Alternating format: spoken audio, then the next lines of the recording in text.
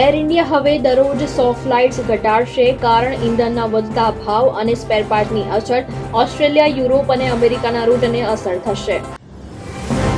તેલ કંપનીઓએ 2025-26માં રોજ ₹116 કરોડ નફો કમાયો. પાછલા નાણાકીય વર્ષમાં ફૂડ ઓઇલની કિંમત કોવિડ પછી સૌથી ઓછી રહી.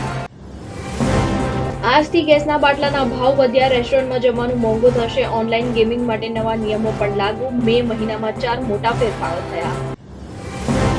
રાજસ્થાન, મહારાષ્ટ્રમાં પારો હજુ પણ 44 સેલ્સિયસ પાર. યુપી, બિહાર અને કર્ણાટકમાં વાવાઝોડા વર્ષાથી 29ના મોત.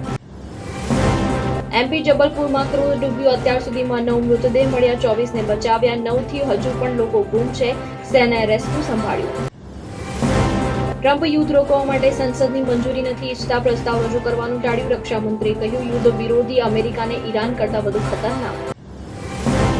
વૈભવ સૂર્યવંશી ટી20માં સૌથી ઝડપી 100 સિક્સર લગાવવાની ઉંબરે પહોંચ્યો. આઈપીએલમાં આજે રાજસ્થાન વર્સિસ દિલ્હી. સિઝનમાં પહેલીવાર ટક્કર. અમદાવાદમાં અજાણ્યા સ્ત્રી પુરુષને પતિ પત્ની બનાવી દીધા. સંતાનો પણ નકલી. વિદેશ મોકલવા એજન્ટનો ગજબનો ખેલ. આજથી હેલ્મેટ પહેરીને નીકળજો. રાજ્યભરમાં ટુ વ્હીલર લઈને જતા વાહન ચાલકોએ હેલ્મેટ પહેરવું ફરજિયાત. પોલીસ પકડશે તો ₹500નો દંડ થશે.